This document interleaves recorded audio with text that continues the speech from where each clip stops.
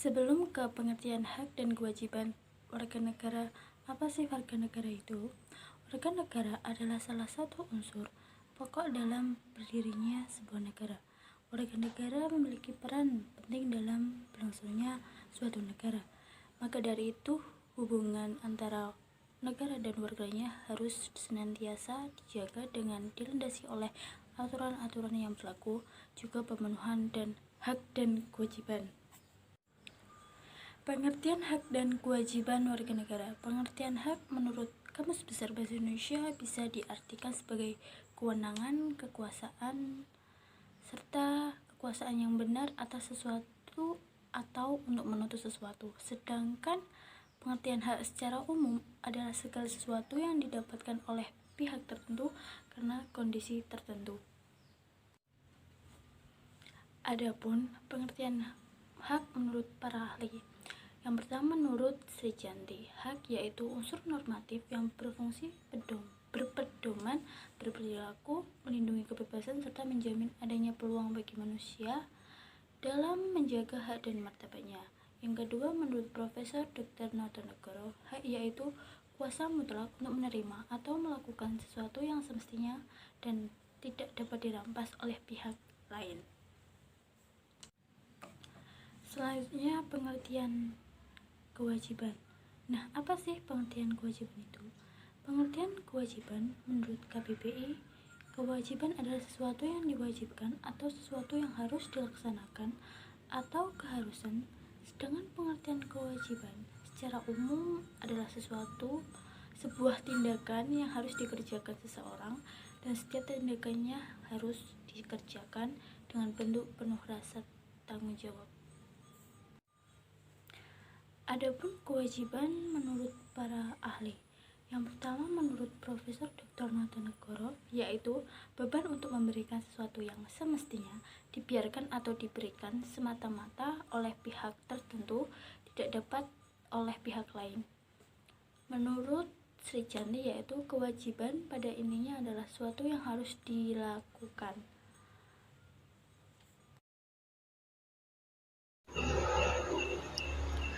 Di sini saya Danis Afrika sebagai pemateri kedua akan melanjutkan materi yang telah disampaikan oleh pemateri pertama.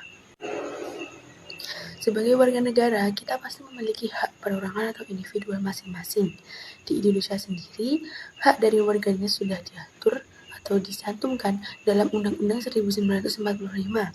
Berikut adalah hak warga negara menurut Undang-Undang Dasar 1945. Yang pertama, kita sebagai warga negara berhak memiliki pekerjaan dan penghidupan yang layak. Yang kedua, kita juga berhak untuk hidup dan mempertahankan kehidupan. Yang ketiga, kita juga berhak untuk membentuk sebuah keluarga dan meneruskan keturunan melalui ikatan pernikahan yang sah. Kemudian, kita juga berhak atas kelangsungan hidup kita. Kita juga berhak untuk mendapatkan pendidikan, ilmu pengetahuan dan teknologi demi untuk meningkatkan kualitas hidup kita dan demi kesejahteraan hidup manusia. Selanjutnya, kita juga memiliki hak untuk memajukan diri kita dalam memperjuangkan hak kita secara kolektif demi untuk membangun masyarakat, bangsa, dan negara.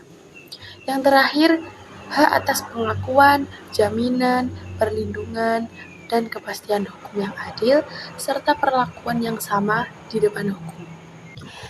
Nah, sebagai warga negara yang baik, kita tidak boleh hanya menuntut hak tanpa melakukan sesuatu kepada negara.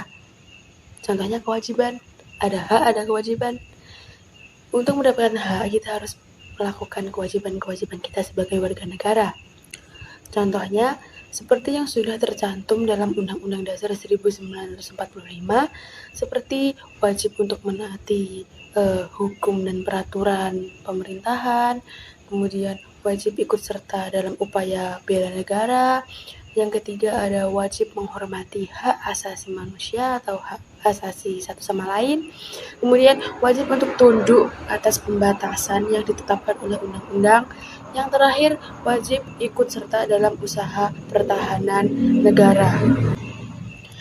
Itu tadi adalah materi yang dapat saya sampaikan, yakni tentang hak dan kewajiban yang tercantum dalam Undang-Undang 1945. Materi berikutnya akan saya serahkan kepada pemateri berikutnya. Baik, di sini saya Adelia Wayuningtia sebagai pemateri ketiga akan melanjutkan materi tentang pelaksanaan hak dan kewajiban di negara Pancasila. Hak warga negara bisa diartikan sebagai semua hal yang diperoleh atau didapatkan seorang warga negara, baik dalam bentuk kewenangan maupun kekuasaan. Hak pada dasarnya adalah sesuatu yang harusnya bisa diterima atau dinikmati. Hal itu berarti kita berhak menerima hal-hal yang menjadi hak kita, dan kita tidak boleh melanggar hak orang lain. Sementara itu, kewajiban adalah hal-hal yang wajib dilakukan sebagai anggota masyarakat. Umumnya, kewajiban merupakan hal yang harus dilakukan agar bisa mendapatkan hak kita.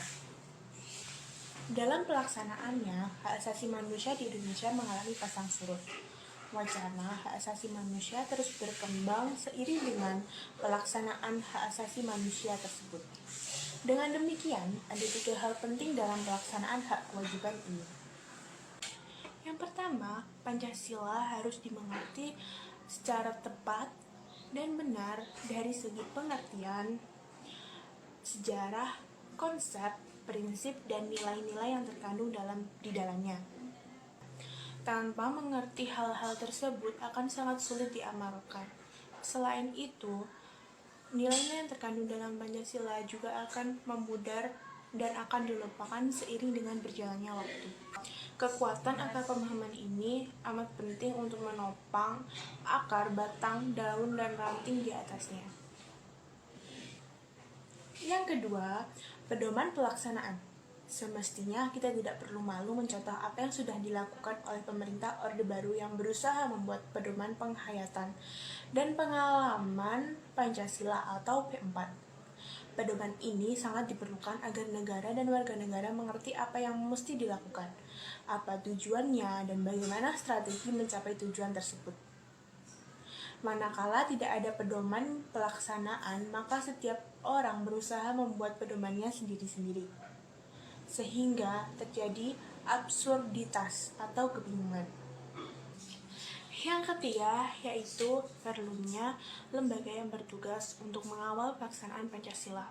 Lembaga ini bertugas untuk memfasilitasi aktivitas yang bertujuan untuk mensosialisasikan Pancasila, seperti membuka ruang dialog agar semakin luasnya pemahaman tentang berpancasila di kalangan elit politik, anggota legislatif, yudikatif, dan eksekutif, dan serta masyarakat luas. Yang tak kalah penting yaitu ikut memberi masukan kepada lembaga negara dalam melaksanakan tugas dan ikut serta dalam mengevaluasi kinerja lembaga negara tersebut. Sekian materi yang bisa saya sampaikan. Materi selanjutnya akan disampaikan oleh partner saya. Assalamualaikum warahmatullahi wabarakatuh. Perkenalkan, nama saya Narmaunita. Kali ini saya akan menjelaskan materi tentang hak dan kewajiban warga negara berdasarkan Pancasila. Yang pertama yaitu ketuhanan yang Maha Esa. Nah, dalam hal ini kita memiliki hak dan kewajiban sebagai warga negara sebagai berikut. Yang pertama, berhak memeluk agama dan kepercayaan sesuai pilihan dan keyakinan masing-masing. Yang kedua, berhak beribadah sesuai agama dan keyakinan masing-masing. Yang ketiga, wajib memberikan orang lain kebebasan dalam memilih agama dan kepercayaannya. Lanjut sila kedua, yaitu berbunyi kemanusiaan yang adil dan beradab. Nah, dalam hal ini kita mempunyai hak dan kewajiban, yaitu yang pertama, berhak mendapatkan keadilan di mata hukum, berhak mendapatkan kehidupan yang layak dan diperlakukan secara adil di masyarakat. Dan yang ketiga, wajib bersikap adil dan membela kebenaran. Lanjut sila ketiga, yaitu berbunyi Persatuan Indonesia. Dalam hal ini kita mempunyai hak dan kewajiban, yaitu sebagai berikut. Yang pertama, berhak ikut serta dalam bela negara.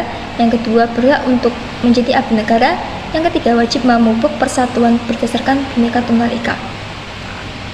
Pada sila keempat, berbunyi kerakyatan yang dipimpin oleh hikmat kebijaksanaan dalam permusyawaratan perwakilan. Nah, dalam sila ini kita mempunyai hak dan kewajiban sebagai berikut. Yang pertama, berhak mengeluarkan pendapat. Yang kedua, berhak mengikuti pemilihan umum jika sudah memenuhi syarat.